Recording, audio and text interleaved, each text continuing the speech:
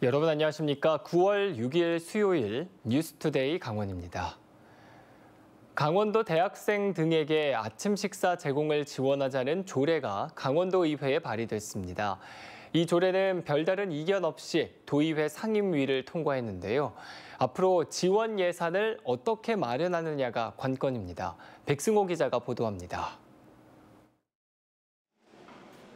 대학교 구내식당에서 1,000원을 내면 아침을 먹을 수 있는 1,000원의 학식이 인기를 끌고 있습니다. 하지만 1,000원의 학식으로 아침을 해결할 수 있는 강원도내 대학은 불과 7곳.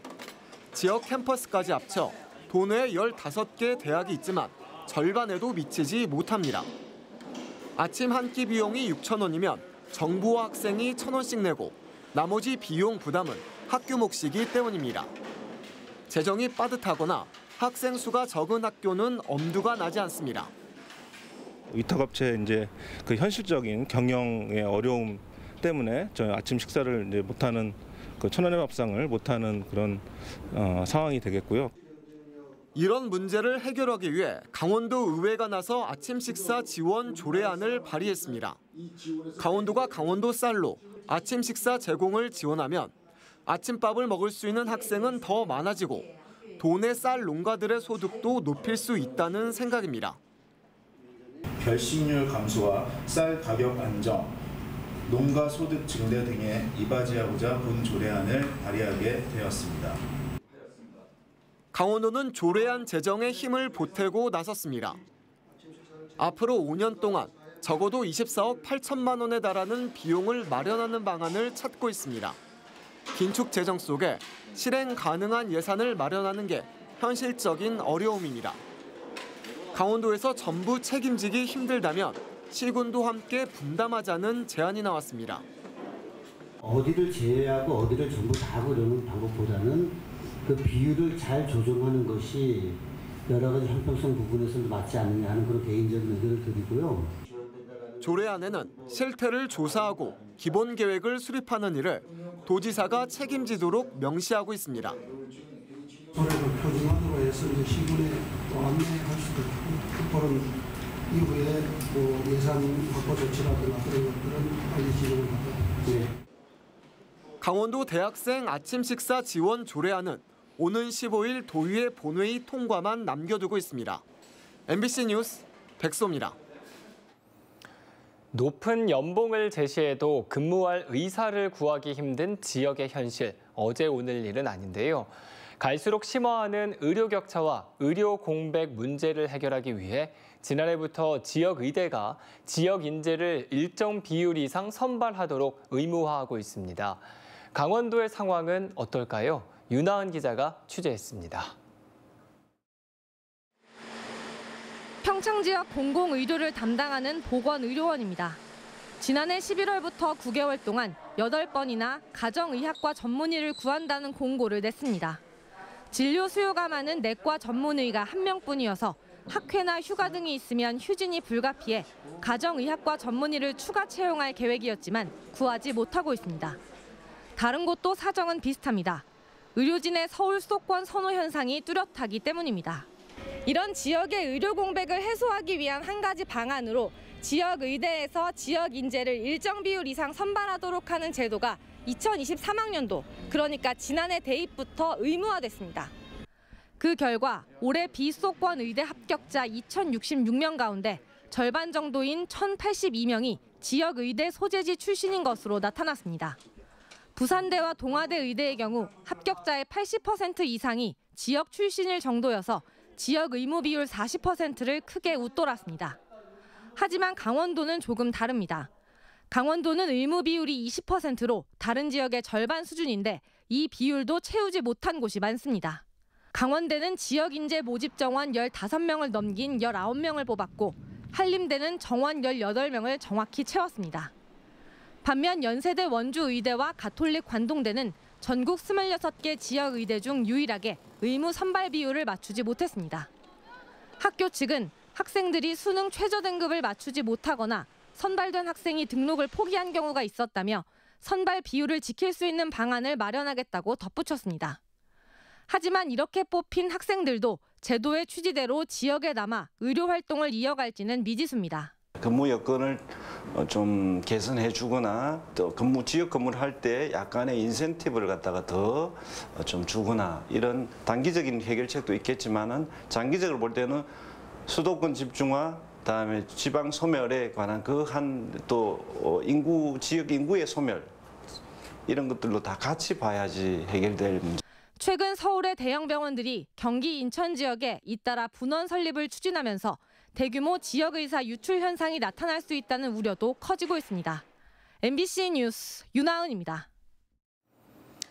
춘천문화방송은 최근 일부 업체들이 업종 제한이 있는 지식산업센터에 분양 계약을 체결했다가 피해를 보고 있다는 내용을 단독으로 보도한 바 있는데요. MBC 취재 결과 당초 춘천시가 승인했던 사업 계획서에도 입주 불가능 업종이 일부 포함된 것으로 확인됐습니다. 춘천시는 사태 수습에 나섰습니다. 이송미 기자의 보도입니다. 이곳은 춘천 후평 산업단지에 있는 지식산업센터입니다. 입주가 불가능한 업종인데 계약을 했다며 피해를 호소하는 업체들은 계속 나오고 있습니다. 여행사를 운영하는 한 업체도 2년 전 지식산업센터 분양 상담 당시 모든 업종이 입주할 수 있다는 안내를 받았다고 주장합니다. 2021년 10월 2천만 원을 내고 분양가 2억 2천만 원의 사무실을 계약했습니다. 하지만 최근에서야 여행 사업이 입주할 수 없는 업종인 걸 알게 됐다고 말합니다. 분양받을 때 모든 거 다 들어올 수 있다 그러니까 제가 분양을 받은 거겠죠. 그렇지 않고 뭐 조건 따져왔으면 내가 그 분양 뭐라고 받아요. 지난주까지 춘천시가 공식 확인한 입주 불가능 업체는 3곳이었습니다. 보도 이후 피해를 호소하는 업체는 6곳으로 늘었습니다. 왜 이렇게 됐는지 춘천시가 처음 승인했던 시행사의 사업 계획서부터 다시 분석했습니다. 지난 2020년 5월 춘천시가 승인한 공문에는 제조업과 지식산업, 정보통신업만 공장시설로 들어올 수 있다고 제대로 나와 있습니다. 하지만 시행사가 제출한 사업 계획서에는 입주할 수 없는 업종인 기술과 직업훈련학원, 세무사업이 들어가 있었는데도 춘천시가 그대로 승인했습니다. 산업직접법은 공장시설과 일반 지원시설을 나누고 있는데 지원시설로 입주 가능한 업종이 공장시설에 잘못 포함된 겁니다. 1년 뒤 시행사가 다시 제출한 변경 사업 계획서에도 전문 서비스업과 교육 서비스업 등 공장이 아닌 업종 4개가 잘못 포함됐습니다. 춘천시는 이 변경 사업 계획서도 승인했습니다. 제대로 된 공장시설 업종이 시행사에 전달된 건 2021년 11월. 이미 분양 홍보관을 운영한 지 3달이나 지난 시점이었습니다. 사실상 사업을 처음 승인했을 때부터 입주 업종이 정리되기까지 18달이나 걸린 겁니다. 그러니까 산지법 또는 우리 관리기본계획에 들어가면 지식산업센터에 들어올 수 없는 부분이 있어요. 기업에서도 이제 분양을 해야 되고 이제 급한 그런 상황이 처하다 보니까. 춘천시는 공장이 아니더라도 업종을 바꿔서 입주할 수 있기 때문에 사업 계획서를 승인했다는 입장을 밝혔습니다. MBC에 피해를 호소한 6개 업체 중 시행사와 공문이 잘못 오간 한 곳에 대해서만 책임을 인정했습니다. 또 입주 불가능 문의가 들어오는 업체들에 대해서는 업종을 바꿔주는 방식으로 사태를 수습하고 있어 피해를 주장하는 업체와의 갈등은 쉽게 풀리지 않을 전망입니다. MBC 뉴스 이송미입니다. 동해안권 경제자유구역 망상 1지구가 새로운 주인을 맡게 됐습니다. 전세 사기와 관련해 문제가 있다며 앞서 사업 시행자가 지정 취소된 데 이어 소유 토지도 낙찰되면서 사업에 파란불이 켜지게 됐습니다. 배연환 기자가 보도합니다. 전세 사기로 전국을 들썩이게 했던 동해 ECT의 망상 1지구 토지 경매 절차가 마무리됐습니다. 동해 ECT가 갖고 있던 210필지 183만 제곱미터 면적의 토지를 도급순위 15위권 수준의 중흥토건이 낙찰받았습니다.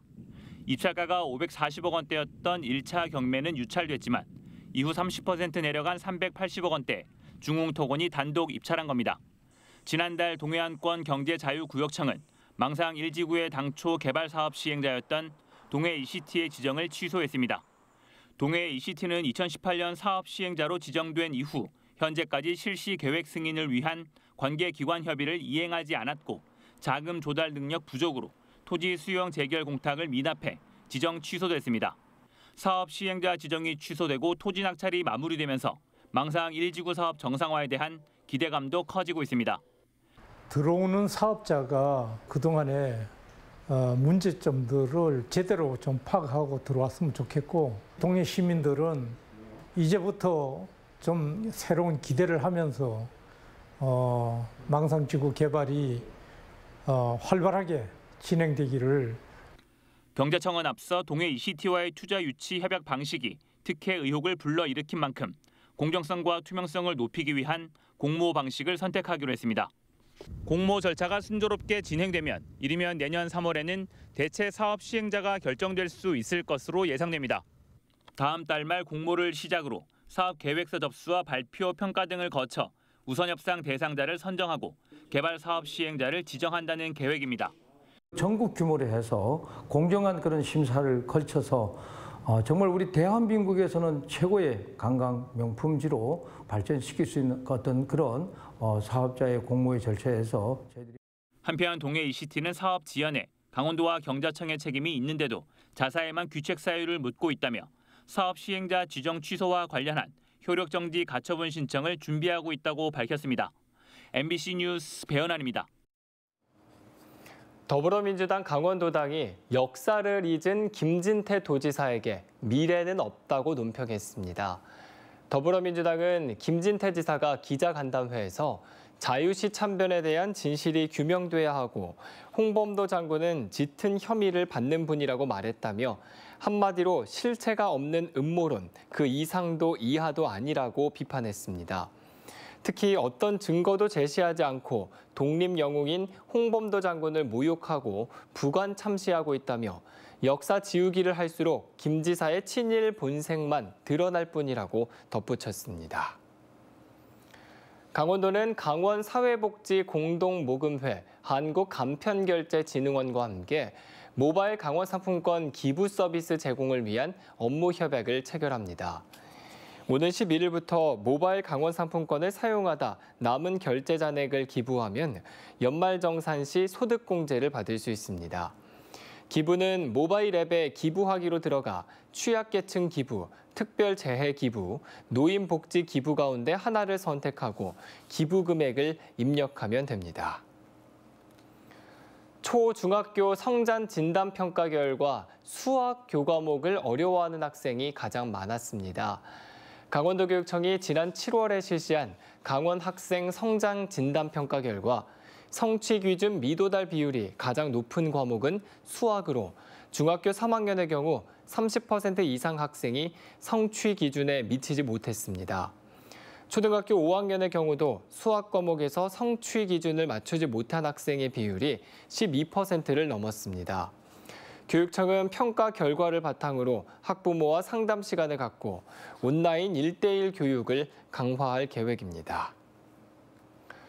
강원 키즈 트리엔날레 2023이 오는 21일부터 10월 15일까지 25일간 평창군 진부면 평창송어 종합공연 체험장에서 열립니다. 국내 유일의 어린이 시각예술축제인 강원 키즈 트리엔날레 2023은 고도의 창의력과 표현력을 드러내는 15명 어린이의 작품 47점을 미술영재 특별전에서 선보입니다. 또 한국을 대표하는 정상급 12개 작가팀이 체험형 작품을 전시합니다. 아울러 빛으로 이야기하는 미디어 아트존과 나눔존, 예술로 몸을 움직이며 놀 수 있는 아트 액티비티 존을 마련했습니다.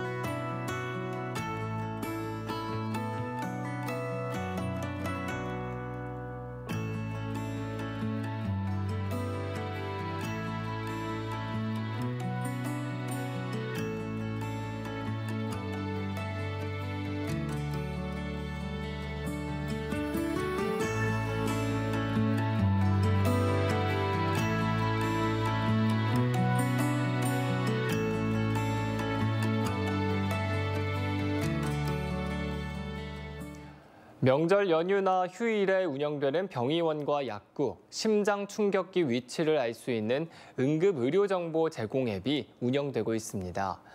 보건복지부가 운영하는 응급 의료 정보 제공 앱을 사용하면 지역별 진료 가능한 병의원과 심장 충격기 위치를 알 수 있고 연휴 기간 당직 운영 중인 의료기관도 찾을 수 있습니다.